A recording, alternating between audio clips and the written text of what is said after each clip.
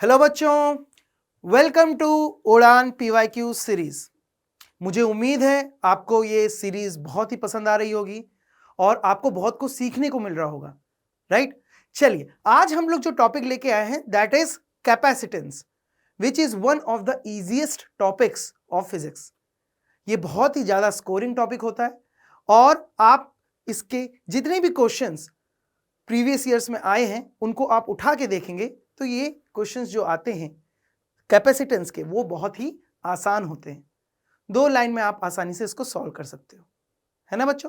तो इस टॉपिक को अच्छे से पढ़ें, अच्छे से इसके न्यूमेरिकल्स लगाएं और इसकी इतनी प्रैक्टिस कर ले कि एग्जाम में आप एक भी क्वेश्चन इसका गलत ना करके आओ। ठीक है, चलो तो अब आगे बढ़ते हैं और हम सब टॉपिक्स के क्या देखते हैं, वेटेज देखते हैं जो जेईई मेंस में पूछे गए हैं। Okay, so let's start. हमारा जो यहां पर नेक्स्ट स्लाइड है वो आपको ये चीज बताएगी कि यहां पर जो सब टॉपिक्स हैं कैपेसिटेंस के वो कितने पूछे गए हैं प्रीवियस ईयर्स में। सो यहां पर आप देखेंगे ध्यान से, combination of capacitors and circuit theory. तो इसके अंदर आप देखेंगे तो जेईई मेंस में 20% क्वेश्चन जो है वो इसी से पूछे गए हैं। उसके बाद आप देखेंगे नेक्स्ट सब topic that is construction of capacitor and redistribution of charges. तो इसका जो परसेंटेज है वो 22% है। उसके बाद कैपेसिटर विद डाई इलेक्ट्रिक, तो आप देख सकते हो कितना बड़ा परसेंटेज यहां पर है इस पर्टिकुलर सब टॉपिक का, 38%। ठीक है, तो इसका सबसे ज्यादा वेटेज यहां पर देखने को मिलता है। सो लास्ट हमारा जो सब टॉपिक है दैट इज आरसी सर्किट, जिससे 20% क्वेश्चन पूछे गए। तो सीधी सी बात है, आप देख सकते हैं मोटे मोटे तौर पे सारे के सारे सब टॉपिक्स जो हैं वो इंपॉर्टेंट है, राइट? सो पूरा चैप्टर आप अच्छे से पढ़िए, है ना, और अच्छे से स्कोर कीजिए। चलिए अब हम क्वेश्चंस डिस्कस करते हैं जो प्रीवियस ईयर्स में पूछे गए। चलिए पहले क्वेश्चन के साथ स्टार्ट करते हैं। हमारा जो पहला क्वेश्चन है वो क्या बता रहा है आपको, अ parallel plate capacitor of capacitance 90 picofarad is connected to a battery of EMF 20 volt. If a dielectric material of dielectric constant K is equals to 5/3 is inserted between the plates, the magnitude of the induced charge will be. तो बेटा आप जानते हो यहां पर बहुत ही आसान question है ये। यहां पर इंड्यूस्ड चार्ज पूछा गया है जब डाइलेक्ट्रिक को क्या किया गया है, इंसर्ट किया गया है कैपेसिटर के अंदर। सो यहां पर हम इसका डायरेक्ट फॉर्मूला अप्लाई कर सकते हैं। तो यहां पर आप देखेंगे ध्यान से, जो डायरेक्ट फॉर्मूला इसका निकल के आएगा that is Q induced which will be equals to Q 1 - 1/K, right? ये फॉर्मूला आप लोग को ध्यान होगा। अब यहां पर बस ये चीज ध्यान रखने वाली बात है कि Q जो है ये कौन सा हम चार्ज लेने वाले हैं। यहां पर इनिशियल चार्ज जो कैपेसिटर पे पहले से प्रेजेंट था, हम क्या वो लेने वाले हैं, या फिर यहां पर जो फाइनली उस पर चार्ज आ जाएगा जब डाई इलेक्ट्रिक हम इंसर्ट कर देंगे वो लेने वाले। दोनों में से कोई एक चार्ज लेंगे। सो ये चीज आपको यहां पर ध्यान रखनी है कि Q जो होगा वो फाइनल चार्ज होगा। जब डाई इलेक्ट्रिक को आपने इंसर्ट कर दिया तब कितना चार्ज होगा पूरे कैपेसिटर पे, वो आएगा यहां पर चार्ज। क्लियर हो गया? चलिए अब आगे बढ़ते हैं। QF जो है वो आप कैलकुलेट कर सकते हैं। QF क्या होगा, QF that will be equals to C dash into V। अब C dash क्या हो गया, that is न्यू कैपेसिटेंस। जब डाइलेक्ट्रिक को इंसर्ट किया तब यहां पर आप देखेंगे C dash जो होगा वो हो जाएगा आपके पास K into C, और फिर आगे हम मल्टीप्लाई कर देंगे V से। सो हमारे पास फाइनल चार्ज निकल के आ गया है KCV। इसको हम यहां पर पुट करेंगे। सो यहां पर आपके पास आ जाएगा KCV 1 - 1/K। K से अंदर मल्टीप्लाई कर दें तो यहां पर आ जाएगा आपके पास CV K - 1। क्लियर हो गया? ये एक्सप्रेशन आ गया। अब आप देख सकते हैं यहां पर हमें K की वैल्यू दे रखी है क्वेश्चन के अंदर, V की वैल्यू दे रखी है और C की वैल्यू दे रखी है, सबकी वैल्यूज दे रखी है। सो यहां पर हम वैल्यूज को पुट करेंगे। C की वैल्यू आ जाएगी हमारे पास दैट इज 90 पिकोफेरेड। उसके बाद V की वैल्यू आ जाएगी मेरे पास 20 वोल्ट, ओके, और K की वैल्यू आ जाएगी मेरे पास 5/3 -1। ओके, क्लियर हो गया यहां तक। अब यहां पर आप इसको सॉल्व करेंगे, ये आ जाएगा मेरे पास 2/3, राइट। और फिर जब सॉल्व करते हैं इसको तो हमारे पास 1200 इंटू 10 की पावर -12 दैट इज पिको, और यूनिट क्या आ जाएगी, दैट विल बी कूलम, क्योंकि हम यहां पर इंड्यूस चार्ज निकाल रहे हैं। सो ये हमारे पास हो जाएगा 1.2 नैनो कूलम। ओके बच्चों, सो यहां पर आप देख सकते हैं हमारा जो करेक्ट आंसर होगा that is option 4, 1.2 nano coulomb. अब जनरली ये भी हो सकता है कि एग्जाम में आपको ये फॉर्मूला याद ना हो, राइट, तो मैं आपको एक और शॉर्ट ट्रिक बताता हूं जिससे आप डायरेक्टली ये चीज फाइंड आउट कर सकते हो कि इंड्यूस चार्ज कितना होने वाला है डाइलेक्ट्रिक पे। ओके, सो आप क्या कर सकते हो, आप इनिशियल कैपेसिटेंस पता है आपको ऑलरेडी 90 पिकोफैरेड, और फाइनल कैपेसिटेंस आप आसानी से निकाल सकते हो that is K into C. Clear है, फाइनल निकाल लिया, इनिशियल पता है, इसका क्या ले लो, डिफरेंस ले लो, राइट। तो डिफरेंस आ जाएगा आपके पास डेल्टा सी, डेल्टा सी को मल्टीप्लाई कर दो V से, ठीक है, V से मल्टीप्लाई कर दो तो आपके पास क्या आ जाएगा, इंड्यूस्ड चार्ज निकल के आ जाएगा।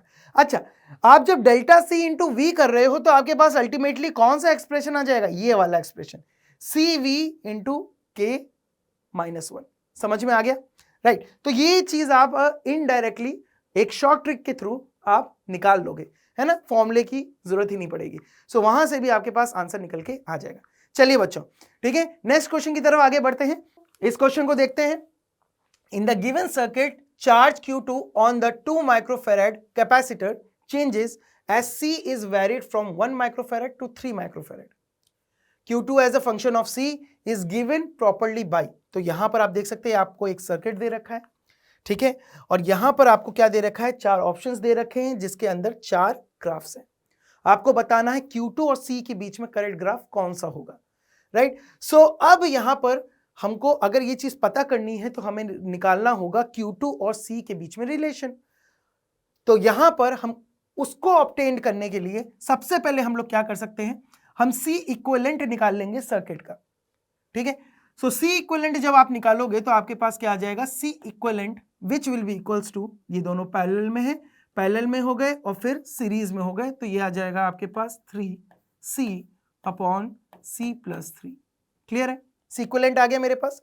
अब मैं यहां पर टोटल चार्ज निकाल लूंगा सर्किट में, तो टोटल चार्ज जो होगा that will be Q which will be equals to C equivalent into E. Okay, so C equivalent जो है मेरे पास वो आ जाएगा 3C upon C plus 3 into E।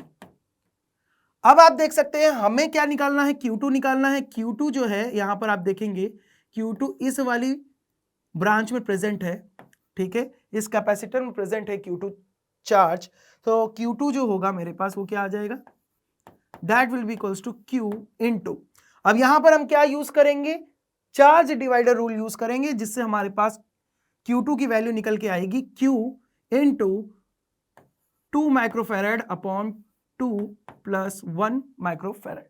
Clear है, सो यहां से आप Q की वैल्यू इसमें पुट कर देंगे तो आपके पास यहां पर आ जाएगा 2CE अपॉन C प्लस 3। सो Q2 मेरे पास निकल के आ चुका है। अब आप देखेंगे ध्यान से, यहां पर हम एक चीज और कर सकते हैं, हम यहां पर C की वैल्यू पुट कर सकते हैं 1 माइक्रोफैरड और 3 माइक्रोफैरड, जिससे हमें Q2 की वैल्यू पता चल जाएगी। ये हेल्प करेगा हमें आंसर फाइंड आउट करने में। तो यहां पर लेट्स से मैं C की वैल्यू क्या पुट कर रहा हूं, C की value if C is equals to 1 microfarad, okay, so Q2 मेरे पास कितना आ जाएगा, Q2 that will be equals to 2 into 1 into E upon 1 plus 3 that is equals to 4। so ये मेरे पास कितना आ रहा है, E by 2 के बराबर Q2 आ रहा है, ठीक है।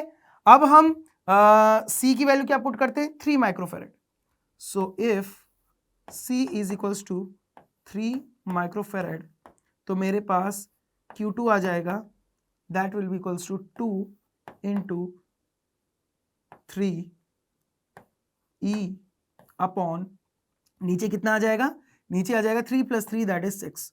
So this will be equals to E. So आप देख सकते हैं 1 माइक्रोफेराड पे E/2 आ रही है वैल्यू और 3 माइक्रोफेराड पे E आ रही है, राइट. तो हम देख सकते हैं हमारा ये वाला जो ऑप्शन है, सेकंड ऑप्शन जो है वो ऑलरेडी एलिमिनेटेड हो चुका है यहीं से, ठीक है, क्योंकि इनिशियली 1 माइक्रोफेराड पे Q2 की वैल्यू ज्यादा है इसमें, राइट, और 3 माइक्रोफेराड पे कम है ना. तो ये ऑप्शन एलिमिनेट हो गया. चलिए अब आगे बढ़ते हैं. अब हमें ये चेक करना है कि कर्व कैसा बनेगा, है ना, क्योंकि बाकी 3 ग्राफ जो है उसमें ये सिचुएशन जो है वो सेटिस्फाई हो रही है. सो कर्व कैसा बनेगा उसको पता करने के लिए हम क्या कर सकते हैं, स्लोप निकाल सकते हैं, है ना. तो स्लोप से हमें ये चीज पता चल जाएगी. तो हम क्या करेंगे, अब यहां पर स्लोप निकाल लेंगे इस पर्टिकुलर ग्राफ का.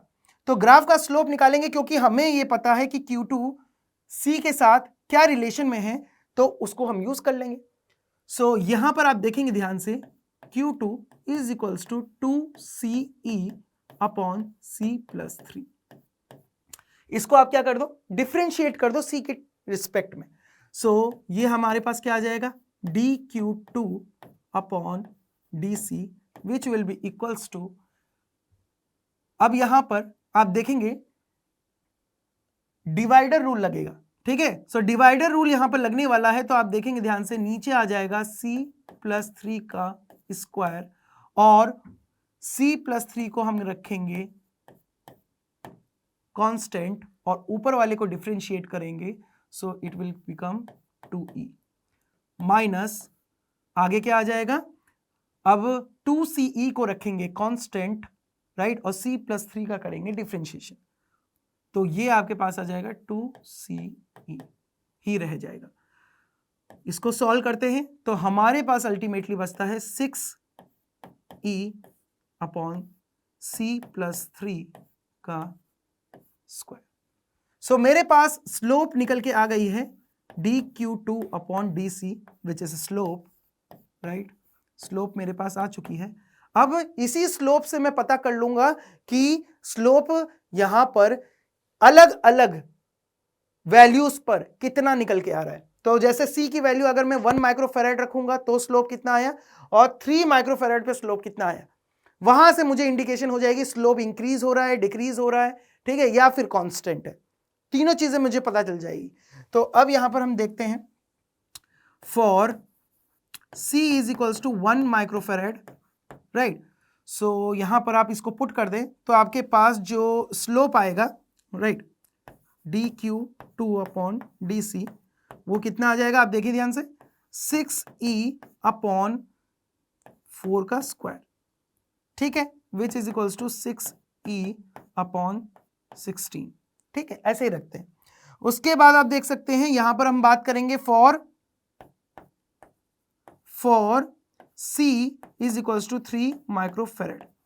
तो आप देखेंगे ध्यान से, ये हो जाएगा आपके पास dQ2 upon dC which will be equals to 6E upon 6 square which is equals to 6E upon 36.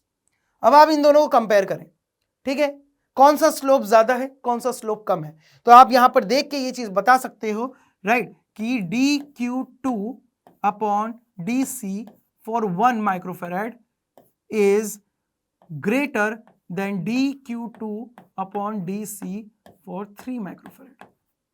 बस हो गया हमारा काम.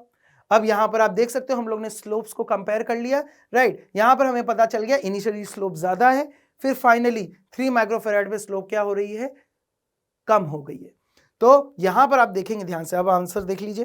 तो आप देखेंगे फोर्थ ऑप्शन में आप देखेंगे स्लोप जो है वो इनिशियली ज्यादा है 1 माइक्रोफेराड पे, फिर क्या हो रही है, डिक्रीज हो रही है, राइट. सो आपके बाकी के जो दोनों ऑप्शंस है, फर्स्ट और थर्ड ऑप्शन जो है वो गलत हो जाएगा, क्योंकि फर्स्ट ऑप्शन में स्लोप इंक्रीज हो रही है और थर्ड में स्लोप कांस्टेंट है ना बच्चों.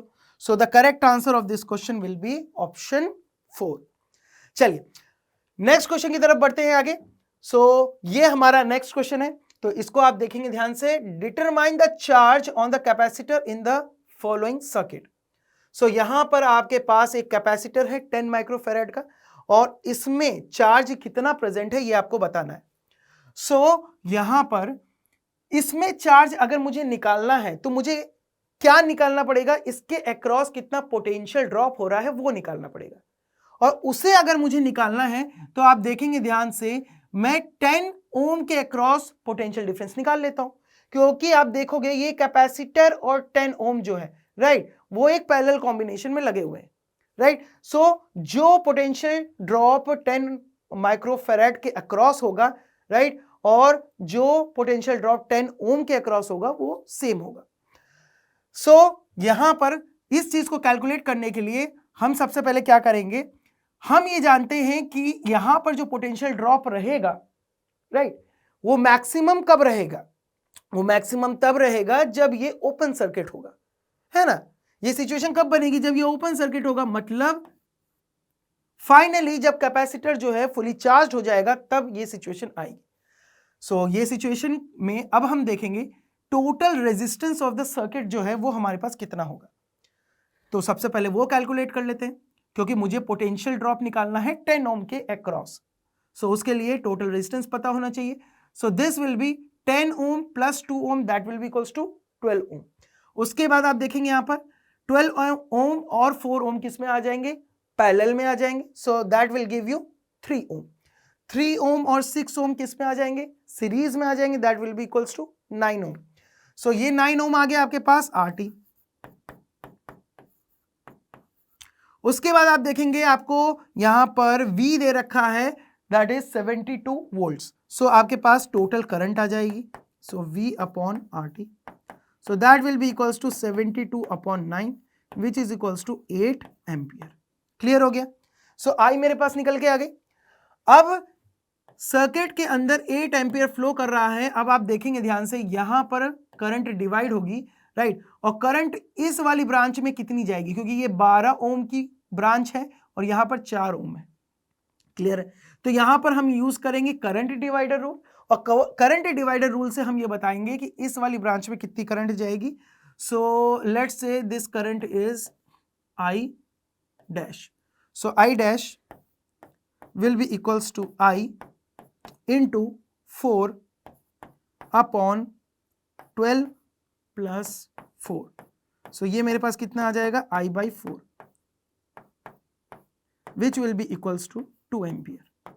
सो इस वाली ब्रांच में जो करंट जाने वाली है वो 2 एम्पियर जाएगी, राइट। सो यहां पर जब ये करंट इसमें फ्लो करेगी ये वाली ब्रांच में, तो इसके अक्रॉस जो पोटेंशियल ड्रॉप निकल के आएगा वो कितना आ जाएगा आपके पास, V of 10 that will be equals to I dash into 10 ohm. So that will give you 20 volts. So potential drop हम लोग ने निकाल लिया 10 ohm के अक्रॉस, that is 20 volts. यही 20 वोल्ट जो पोटेंशियल ड्रॉप है ये कैपेसिटेंस के अक्रॉस भी होगा। तो यहां पर मेरे पास चार्ज इसका निकल के आ जाएगा Q, that will be equals to 10 into 20, और यहां पर यूनिट हो जाएगी इसकी micro coulomb. So this will be equals to 200 microcoulomb. So the correct answer of this question will be option 3rd.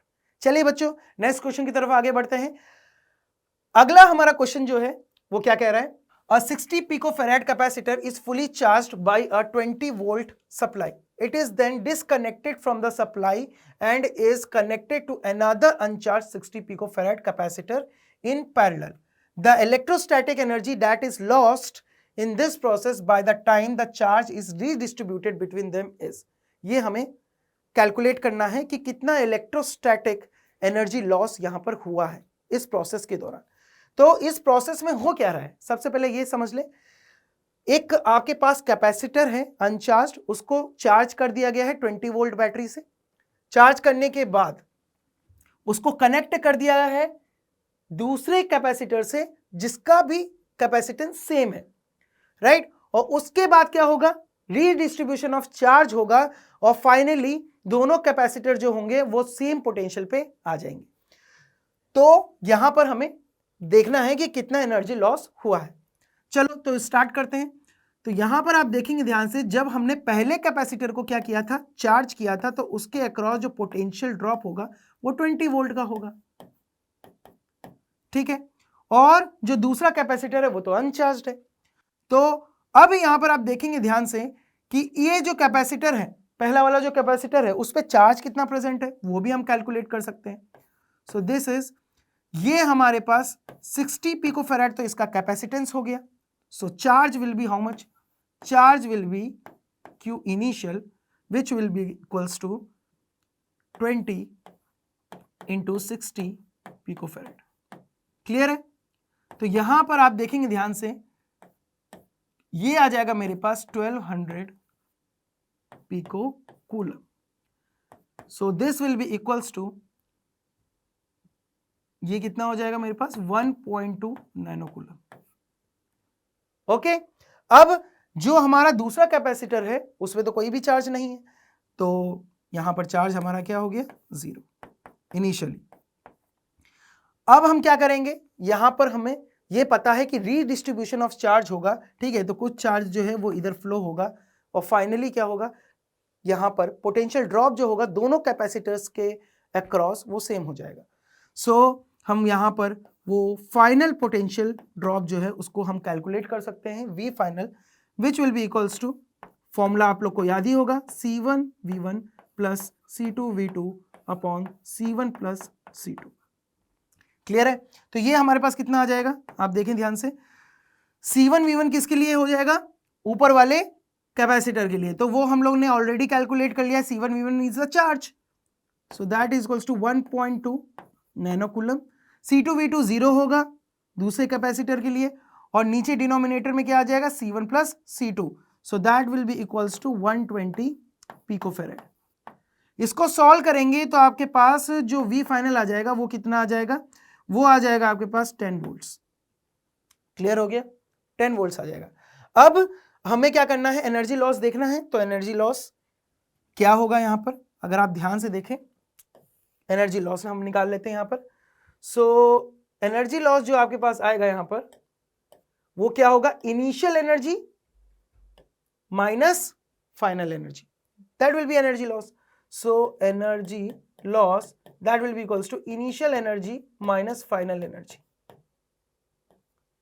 So initial energy कितनी हो जाएगी? 1/2 into C into V square, इस term में मैं लिख देता हूं, माइनस फाइनल एनर्जी क्या हो जाएगी? तो फाइनल एनर्जी आप देखोगे दोनों कैपेसिटर जो है वो 10 वोल्ट्स तक क्या हो चुके हैं, चार्ज हो चुके हैं, तो यहां पर दोनों के पास कुछ ना कुछ एनर्जी है, सो दोनों की एनर्जी हम लिखेंगे। सो 1/2 into C इंटू V/2 का स्क्वायर। V/2 का स्क्वायर कैसे है? क्योंकि आप देख सकते हो कि इनिशियली यहां पर कैपेसिटर के पास 20 वोल्ट था पोटेंशियल ड्रॉप, उसके बाद फाइनली कितना हो गया? दोनों कैपेसिटर के पास 10 वोल्ट हो गया, ठीक है। सो यहां पर आप देख सकते हो आधा हो गया, तो इसीलिए मैंने यहां पर इस तरीके से लिखा है, ठीक है। सो 1/2 C V/2 का स्क्वायर, दूसरे कैपेसिटर के लिए भी लिखेंगे, सो 1/2 C V/2 का स्क्वायर। क्लियर है? समझ में आ गया? अब यहां पर आप देखेंगे ध्यान से, ये दोनों ऐड अप हो जाएंगे, तो यहां पर आपके पास आ जाएगा, ये हो जाएगा 1/2 CV स्क्वायर माइनस ये कितना हो जाएगा आपके पास? CV स्क्वायर बाई 4, ठीक है। तो यहां पर आप देखेंगे जब आप इन दोनों को ऐड अप करोगे तो CV स्क्वायर बाई 4 आ जाएगा। तो इसको थोड़ा सा हम सॉल्व करेंगे तो ये आ जाएगा हमारे पास CV square by 4। Ultimately C की वैल्यू पुट कर दो इसमें, C की वैल्यू हमें दे रखी है 60 पिको इंटू V का स्क्वायर दैट इज 20 का square, that will be equals to 400 upon, यहां पर आप देख सकते हैं 4 आ रहा है मेरे पास, ये 4 और ये 4 कैंसिल आउट हो जाएगा, तो अल्टीमेटली आ जाएगा 6 nano joule. So that will be the correct answer. Energy loss कितना हो गया? 6 नैनो जूल। सो यहां पर हमारे पास जो आंसर होगा वो 6 हो जाएगा। चलिए बच्चों नेक्स्ट क्वेश्चन की तरफ आगे बढ़ते हैं। सो इस क्वेश्चन को देखिए ध्यान से, an ideal cell of EMF 10 volt is connected in circuit shown in figure, each resistance is 2 ohm, the potential difference in volts across the capacitor when it is fully charge. तो सीधी सी बात है, जब capacitor fully charge होगा, ठीक है, तो ये क्या हो जाएगा आपके पास? ओपन सर्किट, ओपन सर्किट हो जाएगा, ठीक है। तो इसके अक्रॉस आपको पोटेंशियल डिफरेंस निकालना है, तो सीधी सी बात है, इसमें कोई करंट फ्लो नहीं करेगी। ठीक है, तो अब जो सर्किट हमारे पास बचा है वो ये सर्किट बचा है। ठीक है, ये पूरा। ओके, तो चलिए कैलकुलेट करना चालू करते हैं। तो यहां पर हम क्या करेंगे, सबसे पहले हम इक्विवेलेंट रेजिस्टेंस निकाल लेंगे। सो इक्विवेलेंट रेजिस्टेंस कितना हो जाएगा, क्योंकि ईच रेजिस्टेंस सेम है, तो ये 2 ओम का, ये 2 ओम का, ये 2 ओम का, ये 2 ओम का, हमें इन्हीं की जरूरत है। ठीक है, अब यहां पर आप देखेंगे ध्यान से, आर इक्विवेलेंट जो होगा हमें ये आ जाएगा मेरे पास, आप देखें ध्यान से, 2 और 2, ये दोनों रेजिस्टेंसेस किस में है, सीरीज में है, तो 4 हो गया। 4 और 2 किस में है, पैरेलल में है। ठीक है, तो ये कितना आ जाएगा आपके पास, दैट इज 4/4 और 2, that will be equals to 4 into 2/6। Okay, so ये हो गया मेरे पास 4 इंटू 2/6 प्लस सीरीज में आ जाएगा वापस, तो 2। तो यहां पर आप जब इसको सॉल्व करेंगे तो ये आपके पास क्या आ जाएगा, this will be equals to 8/6, that is 4/3। Okay, so 4/3 plus 2 which will be equals to 10/3 ohm. अब हम यहां पर क्या कर सकते हैं, अब हम यहां पर करंट भी निकाल सकते हैं, क्योंकि हमें यहां पर बैटरी भी दे रखी है 10 वोल्ट्स की।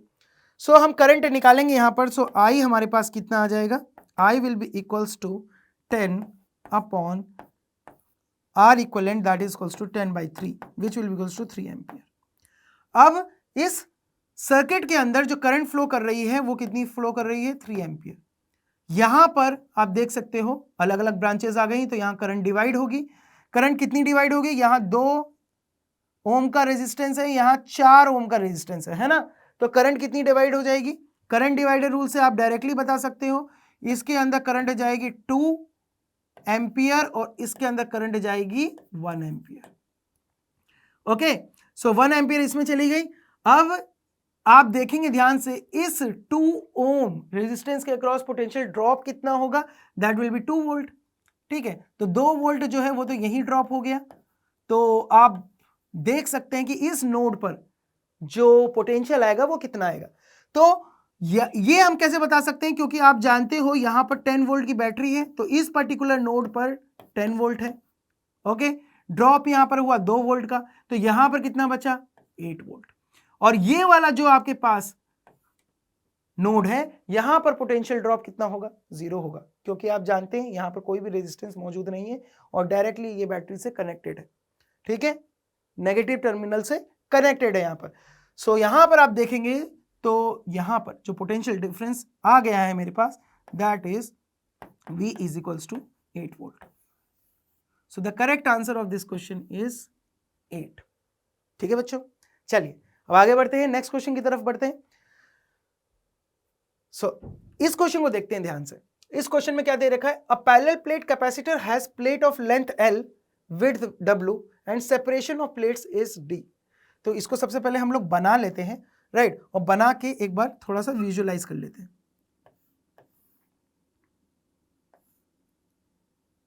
ठीक है, तो आप देखेंगे ध्यान से, यहां पर ये कुछ इस तरीके से बनेगा। ये हमारे पास पैरेलल प्लेट्स हो गई। अब इनके डायमेंशंस दे रखे हैं आपको, तो ये हमारे पास L है, ये हमारे पास W है, ठीक है, और ये इनके बीच की जो दूरी है वो हमारे पास D है। ठीक है, अब उसके बाद इसमें क्या लिखा हुआ है, ठीक है, ये लिखा हुआ है कि ये बैटरी से कनेक्टेड है। ओके, इस तरीके से। अब आगे बढ़ते हैं। अ dielectric slab of same thickness D and of dielectric constant K equals to 4 is being inserted between the plates of the capacitor. ठीक है, at what length of the slab inside the plates will be energy stored in the capacitor be 2 times the energy initially stored. okay, तो यहां पर आप देखेंगे ध्यान से, अगर मैं इसको अलग पेन से बताऊं तो आप देखेंगे आपका जो यहां पर डाइलेक्ट्रिक है वो इस तरीके से प्रेजेंट है इसके अंदर। ठीक है, ये डाइलेक्ट्रिक है। ठीक है, ये कितना प्रेजेंट है, ये इस तरीके से प्रेजेंट है, आप देख सकते हैं। लेट्स से मैं ये मान लेता हूं कि ये x लेंथ तक प्रेजेंट है। क्योंकि मुझे ये सिचुएशन निकालनी है, ये सिचुएशन मुझे दे रखी क्वेश्चन के अंदर, तो मुझे ये ऑब्टेन करना है और ये x की वैल्यू यहाँ पर कैलकुलेट करनी है ताकि ये सिचुएशन मुझे मिले। सो यहाँ पर आप देख सकते हैं ये x मैंने मान लिया, ठीक है, ये x अंदर प्रेजेंट है। अब आप देखेंगे ध्यान से, इतना पार्ट में तो डाइलेक्ट्रिक हो गया और बचा हुआ जो पार्ट है that is L minus x, इसके अंदर क्या प्रेजेंट है? इसके अंदर कुछ नहीं प्रेजेंट है, राइट, एयर हो गया। तो यहां पर आप देखेंगे ध्यान से कि इस जगह कुछ भी नहीं प्रेजेंट है, तो यहां पर आप देख सकते हैं मीडियम चेंज हो चुका है, यहां डाइलेक्ट्रिक है, वहां कुछ और, वहां पर एयर है ना। तो अब यहां पर हम क्या करेंगे, आप देख सकते हो दो कैपेसिटेंस अलग अलग निकल के आएंगे और ये दोनों कैपेसिटेंस जो है ये कौन से कॉम्बिनेशन में है? ये पैरेलल कॉम्बिनेशन में। सो हम यहां पर इस पैरेलल कॉम्बिनेशन को कैलकुलेट करेंगे, राइट, और C इक्विवेलेंट मेरे पास निकल के आ जाएगा, है ना। सो सबसे पहले आप देख सकते हैं यहां पर C इनिशियल मेरे पास कितना है, तो C इनिशियल अगर मैं देखूंगा ध्यान से तो C इनिशियल मेरे पास होगा that will be equals to epsilon not A area, so area will be equals to L into W upon D। Clear है? C इनिशियल आ गया मेरे पास, अब मुझे C फाइनल निकालना है, राइट। तो C फाइनल जो होगा मेरे पास वो कितना हो जाएगा? C final, so that will be equals to, सबसे पहले डाइलेक्ट्रिक की वजह से लिख देते हैं कैपेसिटेंस, तो वो कितना हो जाएगा मेरे पास? That will be equals to K epsilon naught W into x upon, ठीक है, नीचे क्या आ जाएगा? D। क्लियर है? प्लस क्योंकि ये पैरेलल कॉम्बिनेशन में है तो एड अप हो जाएंगे कैपेसिटेंस, तो यहां पर आप देख सकते हैं plus epsilon naught W L minus x upon D। Clear है? इनको ऐड कर दो, इनको ऐड करोगे तो आपके पास क्या आ जाएगा? देखो ध्यान से, यहां पर आप देखो epsilon naught W upon D को हम कॉमन ले सकते हैं और अंदर क्या बचेगा आपके पास? kx minus x, that is k minus 1 into x और प्लस L, ये बच जाएगा। तो दो मेरे पास एक्सप्रेशन आ चुके हैं, Ci आ गया और Cf आ गया। क्लियर है? अब हमसे फाइनली जो पूछा है energy stored in the capacitor be 2 times the initial energy stored. अब हमें इस इक्वेशन को लिखना है, तो इस इक्वेशन को हम लिखेंगे, ध्यान से देखिए, ध्यान से, E final will be equals to twice of E initial, ये आपको दे रखा है, ओके। अब E फाइनल जो होगा वो मेरे पास क्या हो जाएगा? 1/2 C final, okay, into V square, which will be equals to, यहां पर आ जाएगा 2 into 1/2 C initial into V square. सही है, कोई दिक्कत वाली बात नहीं। अब यहां पर आप देखेंगे, यहां पर वैल्यूज पुट कर दे, V स्क्वायर कैंसिल आउट हो जाएगा, ठीक है, और आप देखेंगे 2 को आप दूसरी तरफ ले जाओ तो ultimately C final will be equals to 2 into CI, ये बचेगा। ठीक है बच्चों, अब यहां पर जो हम लोग ने कैलकुलेट किया है उसको यहां पर पुट कर देंगे। So epsilon naught W upon D bracket के अंदर आ जाएगा K minus 1 into x plus L which will be equals to twice of epsilon not A upon D, ठीक है, और साथ में क्या आएगा? इसमें साथ में आ जाएगा आपके पास W इंटू L,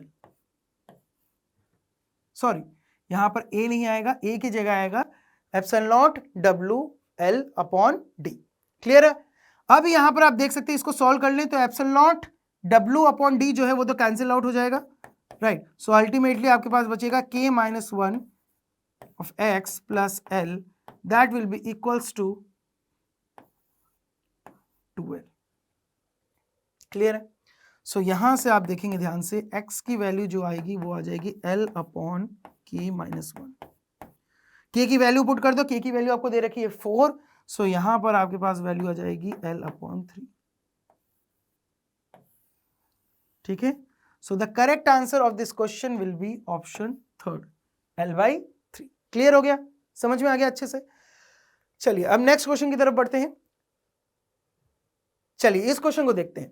इस क्वेश्चन में आपको दे रखा है an electron with kinetic energy K1 enters between parallel plates of a capacitor at an angle alpha with the plates, it leaves the plates at angle beta with kinetic energy K2, then the ratio of kinetic energies K1 by K2 will be. तो चलिए इसको solve करते हैं। तो इसमें क्या दे रखा है आपके पास, ये दो प्लेट्स हैं, ठीक है, ये दो प्लेट्स हैं।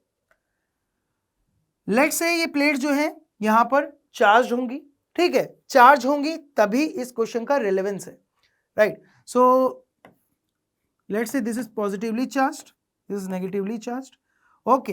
अब आप देखेंगे जो इलेक्ट्रिक फील्ड की डायरेक्शन होगी वो नीचे की तरफ होगी, ऐसे इस डायरेक्शन में होगी कैपेसिटर के अंदर, ओके। अब आप देखेंगे ध्यान से, यहां पर आपने क्या किया है, एक इलेक्ट्रॉन को छोड़ा है एक पर्टिकुलर वेलोसिटी से। सो हमने लेट से यहां पर इलेक्ट्रॉन को छोड़ा, एंगल कितना बना रहा है प्लेट के साथ, अल्फा। इसकी वेलोसिटी इनिशियली क्या है, v1 है। अब क्या होगा, ये इलेक्ट्रॉन जो है ये फोर्स यहां पर महसूस करेगा इस इलेक्ट्रिक फील्ड की वजह से in opposite direction of the electric field. तो ये इस तरीके से इसका पाथ बनेगा, पैराबोलिक पाथ, है ना।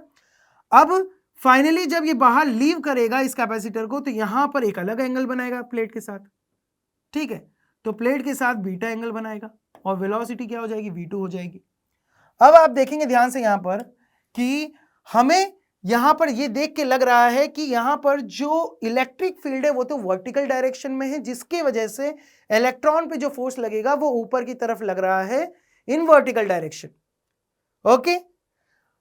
लेकिन अगर आप देखेंगे हॉरिजॉन्टल डायरेक्शन में कोई भी फोर्स नहीं है, कोई भी फोर्स मौजूद नहीं है, तो हॉरिजॉन्टल डायरेक्शन में इसकी जो वेलोसिटी होगी जो इनिशियली थी वही फाइनली होने वाली है। तो यहां पर हम क्या करते हैं, यहां पर इसके जो हॉरिजॉन्टल कंपोनेंट्स हैं उनको बराबर कर देंगे। So v1 cos alpha that will be equals to v2 cos beta, कर दिया। सो यहां से आ जाएगा मेरे पास v1 upon v2 which will be equals to cos beta upon cos alpha. Clear है। अब यहां पर हमें क्या निकालना है, काइनेटिक एनर्जी का रेशियो निकालना है। तो हम क्या कर देते हैं, इसको स्क्वायर कर देते हैं और 1/2m से मल्टीप्लाई कर देते हैं, राइट। न्यूमरेटर में भी और डिनोमिनेटर में भी, दोनों चीजें हम कर देंगे। लेकिन आप जानते हो जब हम रेशियो निकाल रहे हैं तो 1/2m लिखने का कोई मतलब नहीं है, क्योंकि वो कैंसिल आउट हो जाएगा। सो अल्टीमेटली आप देख सकते हो इसको स्क्वायर कर देंगे। सो यहां पर हमारे पास स्क्वायर टर्म का जो रेशियो आएगा वो आ जाएगा cos square beta upon cos square alpha. So the correct answer of this question will be second option, cos square beta upon cos square alpha. So that will be the ratio for kinetic energies. समझ में आ गया आपको। चलिए अब आगे बढ़ते हैं। For changing the capacitance of a given parallel plate capacitor, a dielectric material of dielectric constant K is used, which has the same area as the plates of the capacitor. The thickness of the dielectric slab is 3/4d. तो आपको ये दे रखा है इसके अंदर कि ये आपके पास पैरेलल प्लेट कैपेसिटर्स हैं, ठीक है। इनिशियली कुछ भी नहीं था, तो यहां पर अगर मैं लिखना चाहूं इसका इनिशियल कैपेसिटेंस, तो CI that will be equals to epsilon A upon D which is equals to C0। Question के अंदर C0 दे रखा है, ठीक है। तो इनिशियल कैपेसिटेंस ये है। उसके बाद आप देखेंगे ध्यान से, यहां पर जो डाइलेक्ट्रिक है वो 3/4d की थिकनेस का है। सो यहां पर ये जो थिकनेस है वो 3/4d आपको दी हुई है डाइलेक्ट्रिक की, ओके। अब यहां पर आप देख सकते हैं यहां पर d/4 जो जगह है वो बची हुई है। सो यहां पर अब इसको हम सॉल्व करने की कोशिश करेंगे और फाइनल कैपेसिटेंस निकालेंगे, और फिर हम लोग रिलेशन देखेंगे फाइनल कैपेसिटेंस का C0 के साथ, वही हमसे पूछा गया है। सो यहां पर फाइनल कैपेसिटेंस निकालने के लिए आप देख सकते हैं ये डाइलेक्ट्रिक की वजह से कैपेसिटेंस अलग होगा और ये खाली स्पेस जो है उसके वजह से कैपेसिटेंस अलग आएगा, है ना। तो दोनों यहां पर दो तरीके के कैपेसिटेंस आएंगे जो कि क्या है, सीरीज कॉम्बिनेशन में है। तो यहां पर जो C फाइनल आएगा मेरे पास वो क्या आ जाएगा, C1 C2 upon C1 plus C2, ठीक है। जहां पर C1 मैं इसको मान लेता हूं, ठीक है, और C2 इसको मान लेता हूं। क्लियर है? अब C1 मेरे को लिखना है, तो C1 जो होगा मेरे पास वो क्या हो जाएगा, तो आप देखें ध्यान से, यहां पर C1 that will be equals to यहां पर K epsilon not A upon 3/4D, 3/4D। So this will be equals to 4 ऊपर आ जाएगा, 3D नीचे रह जाएगा। C2 आप देखिए ध्यान से, यहां पर क्या आ जाएगा आपके पास, epsilon not A upon D/4। So यहां पर 4 आ जाएगा, नीचे D रह जाएगा। क्लियर है? समझ में आ गया? ठीक है, अब इनकी वैल्यूज को आप पुट कर सकते हो, लेकिन हम देख सकते हैं यहां पर कि epsilon not A upon D जो है वो C0 है, तो आप इसको C0 के टर्म्स में लिख सकते हो। तो ये मेरे पास क्या आ जाएगा, 4K/3 C0, और ये क्या आ जाएगा मेरे पास, 4 C0। ओके, तो चलिए अब इसको पुट कर देते हैं, अब आसान हो जाएगा इसको सॉल्व करना। सो this will B 4K C0/3 into 4 C0 upon में 4K C0/3 plus 4 C0। Okay, चलिए अब इसको सॉल्व करते हैं। तो आप देखेंगे ध्यान से, यहां पर 3 और 3 जो है वो कैंसिल आउट हो रहा है, 3 इधर जाके मल्टीप्लाई हो जाएगा, तो इधर आ जाएगा आपके पास 12। ठीक है, 12 प्लस 4 हम नहीं कर सकते क्योंकि यहां पर K प्रेजेंट है। अब इसको सॉल्व करेंगे तो 3 को कैंसिल आउट कर देते हैं, ऊपर यहां पर क्या आ जाएगा मेरे पास, 16K C0 का स्क्वायर अपॉन, नीचे क्या आ जाएगा मेरे पास, this will be equals to, 4 को मैं कॉमन ले सकता हूं, तो 4 को मैं कॉमन ले लेता हूं, अंदर बचेगा यहां पर मेरे पास K प्लस 3 C0। C0 से एक C0 कैंसिल आउट हो गया, 4 से 16 कैंसिल आउट हो गया, 4 टाइम्स चला गया, अल्टीमेटली हमारे पास आंसर निकल के आ गया यहाँ पर, that is 4K C0 upon K plus 3। ठीक है, सो 4K C0 upon K plus 3। सो हम मैच कर लेते हैं। सो the correct answer of this question is third option. ठीक है बच्चों, क्लियर हो गया? चलिए अब आगे बढ़ते हैं नेक्स्ट क्वेश्चन की तरफ। इस क्वेश्चन को देखते हैं। For identical rectangular plates with length L is equals to 2 centimeter and breadth B equals to 3/2 centimeter are arranged as shown in the figure. The equivalent capacitance between A and C is X epsilon naught upon D. The value of X is. तो यहां पर आपको 4 plates दिख रही हैं। 4 plates का मतलब क्या है, कितने कैपेसिटर होंगे, 3 कैपेसिटर्स होंगे। ठीक है, अब मैं यहां पर ये मान लेता हूं कि यहां पर आपके पास जो A है, ठीक है, उस पे जो पोटेंशियल है वो लेट से VA है, और जो C है, राइट, उस पे पोटेंशियल क्या है, late say that is VC। आप देख सकते हैं B वाली प्लेट और D वाली प्लेट दोनों क्या है, कनेक्टेड है। दोनों कनेक्टेड है तो दोनों का जो पोटेंशियल होगा वो सेम होगा, है ना, तो उसको आप कुछ भी मान सकते हैं, लेट से इट इज V। ओके, अब यहां पर इन तीनों पोटेंशियल्स को आप अलग अलग शो कर दें। सो ये VA हो गया, ये VC हो गया, और ये V हो गया। अब आप देखेंगे आप A से B की तरफ जाएंगे। सो A से B जब हम जाएंगे, ठीक है, तो यहां पर जो आपके पास कैपेसिटर होगा वो इस तरीके से कनेक्टेड है। ठीक है, फिर हम B से C जा रहे हैं, तो V से VC इस तरीके से कनेक्टेड हो जाएगा। उसके बाद हम C से D जा रहे हैं, तो D अगेन आप देख सकते हो, C से D आना मतलब वापस हम V की तरफ आ गए, ऐसे। ठीक है, अब यहां से हम क्या कैलकुलेट कर सकते हैं, इक्विवेलेंट कैपेसिटेंस कैलकुलेट कर सकते हैं। तो आप देखेंगे ध्यान से, यहां पर लेट से it is C0 C0 C0। ठीक है, तो इक्विवेलेंट कैपेसिटेंस जो आएगा आपके पास वो कितना आ जाएगा, यहां पर ये दोनों पैरेलल में है तो ये तो हो गए 2C0। ठीक है, 2C0 और C0 को हम क्या करते हैं, यहां पर सीरीज कॉम्बिनेशन में ले आए, और सीरीज कॉम्बिनेशन का हम निकालेंगे जब, तो वो आ जाएगा हमारे पास 2C0/3। ठीक है, तो C इक्विवेलेंट जो आएगा हमारे पास वो आ जाएगा 2C0/3। अब C0 हम कैलकुलेट कर सकते हैं। C0 हम क्या लिखेंगे, यहां पर C0 आएगा हमारे पास, that is equals to epsilon naught into length into breadth, that is area. ठीक है, that is 2 × 3/2। Divided by D. So 2 से 2 कैंसिल आउट हो गया, ये बच गया आपके पास 3 epsilon naught upon D. Clear है? अब उस सी नॉट की वैल्यू यहां पर पुट कर दें तो इसमें आ जाएगा आपके पास 2/3 into 3 epsilon naught upon D. 3 से 3 कैंसिल आउट हो गया, 2 epsilon naught upon D, that is the final expression. So यहां पर आप कंपेयर करेंगे तो आपको देखने को मिलेगा जो x की वैल्यू आ रही है वो हमारे पास क्या निकल के आ रही है, 2 निकल के आ रही है। ठीक है, सो बहुत ही आसान क्वेश्चन था। चलिए अब आगे बढ़ते हैं नेक्स्ट क्वेश्चन की तरफ। इस क्वेश्चन को देखते हैं। A 2 microfarad capacitor C1 is first charged to a potential difference of 10 volt using a battery. Then the battery is removed and the capacitor is connected to an uncharged capacitor C2 of 8 microfarad. The charge in C2 on equilibrium condition is. तो सीधी सी बात है, यहां पर आप देख सकते हैं कि ये 10 वोल्ट जो है ये पहले C1 को चार्ज करता है। ठीक है, C1 को चार्ज कर देगा तो इसके अक्रॉस जो पोटेंशियल आ जाएगा वो आ जाएगा 10 वोल्ट का। क्लियर है? अब यहां पर आप देखेंगे कि अब आपने बैटरी को हटा दिया है, अब C1 और C2 कनेक्टेड है, राइट? तो यहां पर क्या होगा, चार्ज का रीडिस्ट्रीब्यूशन होगा।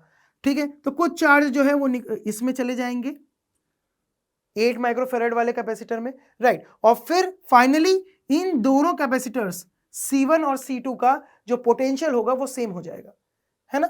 तो उस पोटेंशियल को मैं कैलकुलेट कर सकता हूं जो फाइनल पोटेंशियल होगा। तो उसका फॉर्मूला आपको पता है, V final is equals to C1 V1 plus C2 V2 upon C1 plus C2।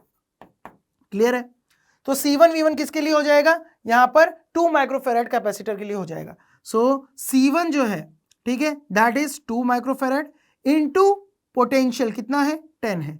So this will be equals to 20 microcoulomb. इतना चार्ज प्रेजेंट है C1 पर। उसके बाद हम बात करते हैं C2 की, तो C2 पे तो कोई भी चार्ज प्रेजेंट नहीं क्योंकि वो अनचार्ज्ड है, तो उसका C2 V2 0 हो जाएगा। डिनोमिनेटर में आ जाएगा C1 plus C2, so that will be equals to 10 microfarad. So यहां पर आपके पास V फाइनल जो आएगा वो आ जाएगा आपके पास 2 वोल्ट्स। क्लियर है? तो फाइनली C2 और C1 पे जो पोटेंशियल रहेगा वो 2 वोल्ट्स के बराबर रहेगा, है ना बच्चों?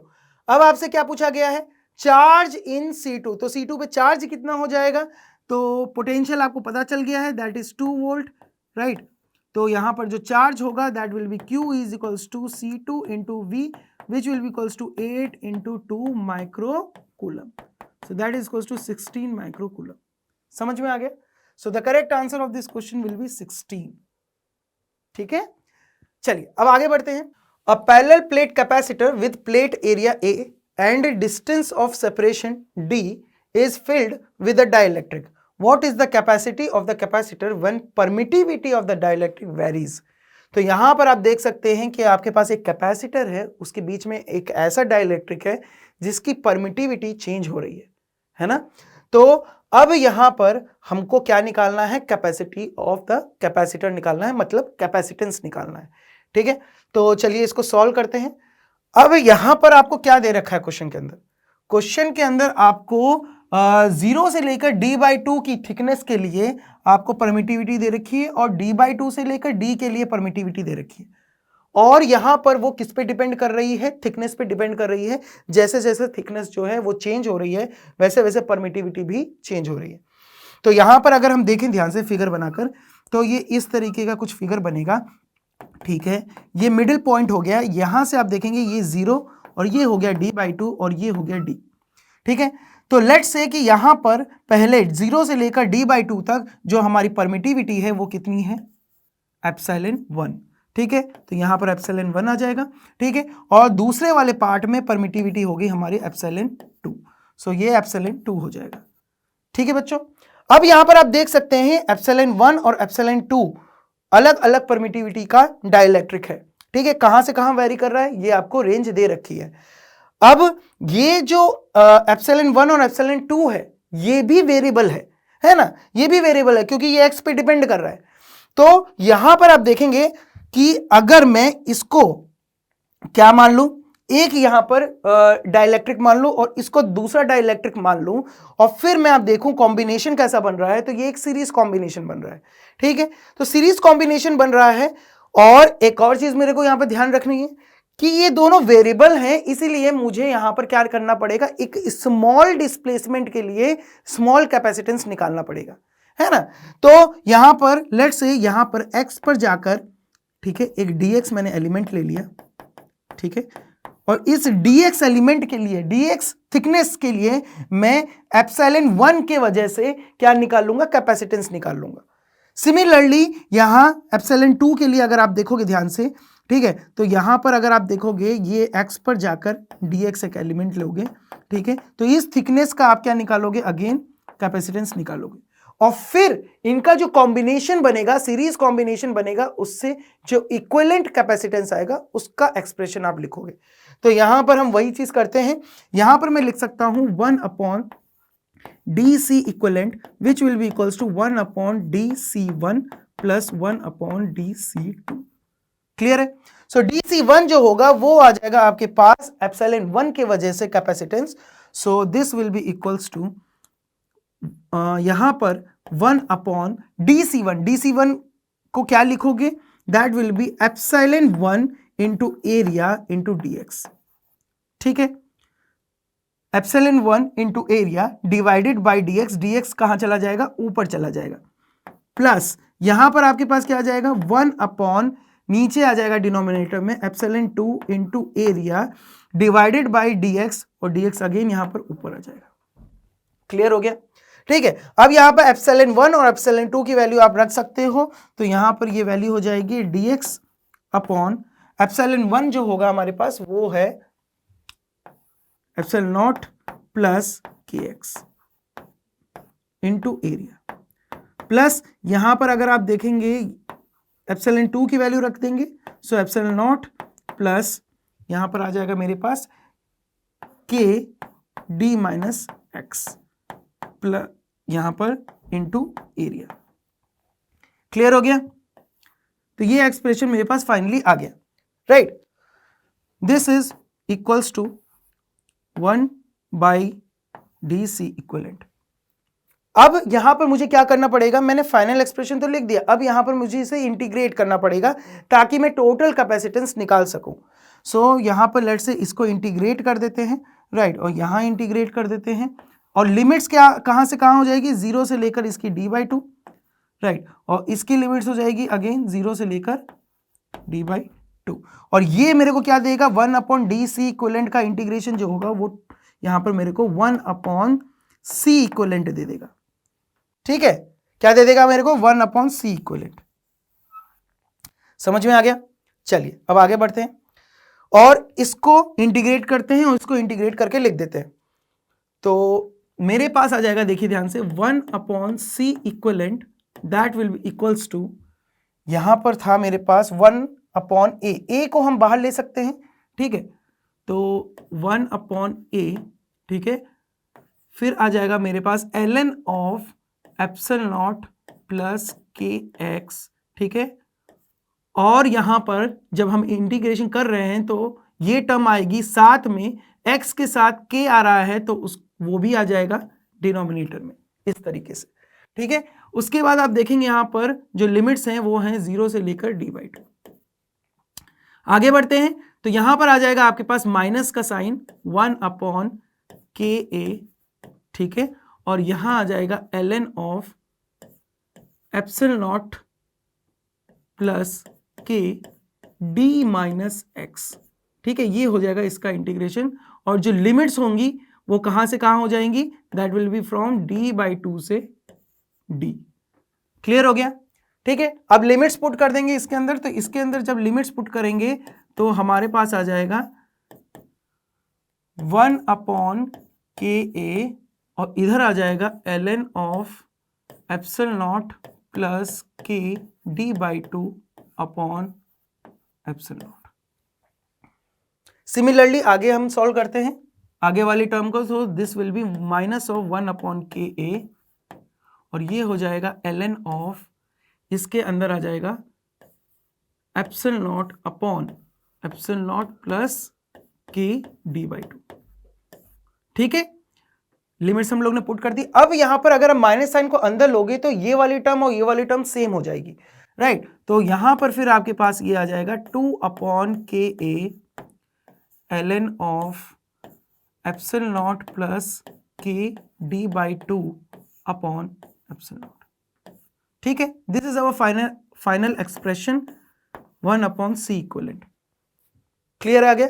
अब यहां पर C इक्विवेलेंट मुझे कैलकुलेट करना है तो मैं रेसिप्रोकल कर दूंगा इसका। So C equivalent which will be equals to KA divided by 2 ln of, ये आ जाएगा मेरे पास, इस 2 को हम नीचे ले आते हैं और इधर मल्टीप्लाई कर देते हैं तो 2 एप्सिलॉन नॉट, राइट। यहां पर आ जाएगा आपके पास 2 epsilon naught plus KD divided by 2 epsilon naught. ठीक है, so C equivalent is equals to KA upon 2 ln of 2 epsilon naught plus KD upon 2 epsilon naught. ये आ गया हमारे पास फाइनल एक्सप्रेशन। चलिए हम मैच कर लेते हैं हमारा आंसर। तो यहां पर आप देख सकते हैं सेकंड ऑप्शन जो है वो हमारा बिल्कुल करेक्ट आ रहा है। So second is the correct answer of this question. तो चलिए अब नेक्स्ट क्वेश्चन की तरफ बढ़ते हैं। सो हमारा जो नेक्स्ट क्वेश्चन है वो हमारा ये क्वेश्चन है, if the charge on a capacitor is increased by 2C, the energy stored in it increases by 44%. The original charge on the capacitor is, तो यहां पर ओरिजिनल चार्ज निकालना है मुझे कैपेसिटर का। तो लेट्स से कि ओरिजिनल चार्ज जो है मेरे पास वो क्या है, लेट्स से Q नॉट है। ठीक है, तो अब यहां पर आप देख सकते हैं फाइनली जो मेरे पास चार्ज हो जाएगा that is Q dash which will be equals to Q naught plus 2। Clear है। अब जब चार्ज बढ़ जाता है तो उसके बाद जो एनर्जी है वो 44% इंक्रीज हो जाती है इनिशियल की। सो यहां पर आप देखेंगे अगर एनर्जी को मैं लिखता हूं E final which will be equals to 1.44 of E initial, ये हो जा रहा है। ठीक है, तो E फाइनल जो है उसका एक्सप्रेशन आप लिख सकते हो that will be equals to 1/2C Q dash का square that will be equals to 1.44। Initial energy क्या हो जाएगी मेरे पास, Q नॉट का स्क्वायर अपॉन 2C। क्लियर है। अब यहां पर आप देख सकते हैं 2C कैंसिल आउट हो जाएगा और यहां पर Q डैश की वैल्यू हम पुट कर देंगे यहां से, that will be equals to Q naught plus 2 का square which will be equals to 1.44 Q naught का स्क्वायर। सो ये आ जाएगा मेरे पास, ये एक्सप्रेशन निकल के आ गया। अब यहां पर स्क्वायर रूट कर दो दोनों तरफ, तो यहां पर आ जाएगा Q naught plus 2 which will be equals to 1.2 Q naught. So ultimately Q naught की वैल्यू आपके पास निकल के आ जाएगी 10 coulomb. So the correct answer of this question will be option 1 that is 10 coulomb. समझ में आ गया आप लोग को। ठीक है, तो इस तरीके से इस क्वेश्चन को सॉल्व करना था, बहुत ही आसान क्वेश्चन है। चलिए तो आज के लिए हम लोग यहीं तक रखते हैं। ठीक है, आगे हम नेक्स्ट सेशन के अंदर मिलेंगे और अगेन हम लोग कैपेसिटर के बहुत सारे क्वेश्चंस डिस्कस करेंगे। ठीक है बच्चों, तो एक अच्छे से नोट पर हम लोग इस सेशन को खत्म करेंगे। तो नोट क्या है, the best way to predict your future is to create it. मतलब आप अपने फ्यूचर को प्रिडिक्ट करना चाहते हैं तो उसको क्रिएट करना सीखें। ठीक है, खूब मेहनत करें और कड़ी मेहनत से अपने एम को अचीव करें। सो that is the notation which tells you about your future, how to predict your future। समझ में आ गया बच्चों। चलिए तो क्लास को एंड करते हैं, नेक्स्ट सेशन के लिए मिलते हैं और टिल देन गुड बाय।